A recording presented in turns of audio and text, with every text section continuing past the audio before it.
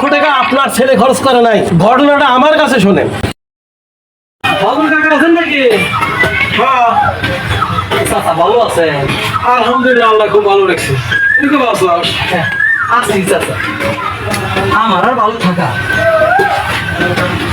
চাচা খাইলে আমি একটু কথা নিয়ে।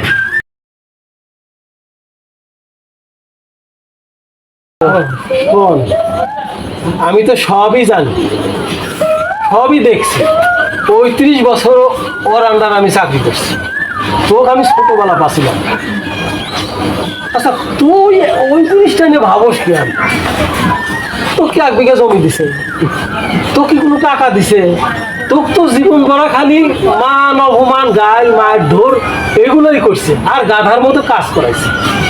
1 বিঘা জমিও দেয় নাই, লাস্টে সমস্ত জমি তার বেটাকে দিয়ে দিয়েছে। তুই এগুলা নিয়ে ভাবস কি? আমি এই জিনিসটাই আমি বুঝাইতে পারলাম। চাচা আমি এখন কথা শুনি চাচা,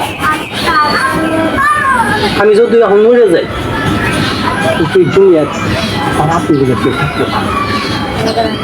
আমার যে মায়ের গয়না আছে, এই গয়না বেশি আমার বাপের চিকিৎসা করে আসছে। আপনি আপনি আমার সহযোগিতা করবেন চাচা। আমি তো তোর ডাক্তার সাথে কিছু বুঝি না, আমি তুমি যাইও নাই। আর আমি যে আমার বাপের চিকিৎসা করবো, আমি যে আমার বাপের চিকিৎসা করবো এটা যেন আমার বাপ না জানে। আমার বাপ জানলে হয়তো আমার থেকে চিকিৎসা না হয়ে পড়ে। কেন আমার বাপ তো জানে আমি একটু বাপের অবৈধ স্থল। আমার মা কোন থেকে হাতে করে নিয়ে আসিল আমি তো কয়ে পারবো না। এই খোটাই তো হারা জীবন, এই খোটাই তো হারা জীবন শুনলাম। চাচা চাচা বলো চাচা, আপনি এই কামটা করে কি?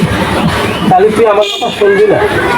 না চাচা, ঠিক আছে, তুই যেমন কইতেছিস, তুই কাজ করার আগে আর একবার ভাইবা দেখ।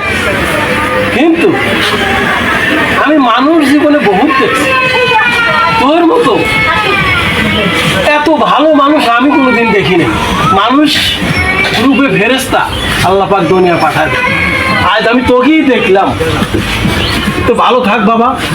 চাচা আমি তাহলে আপনারা জানাবো না। হ্যাঁ আচ্ছা আচ্ছা আচ্ছা আচ্ছা। তবে চাচা আবার বলি এটা দিন আমার বাবা কেউ জানবো না, তুই বললি কেউ জানবো না। ও যে আমার সন্তান, আমি কোনোদিন স্বীকৃতি দেই নাই। ওকে হারা জীবন অনেক অত্যাচার করছি। ওর কাছে পাঁচ ছুঁয়ে মাছ ছুঁয়ে ওকে আমি বুকে তুলে নিব। চলো দেখো ওকে পাওয়া যায় কিনা। চলো।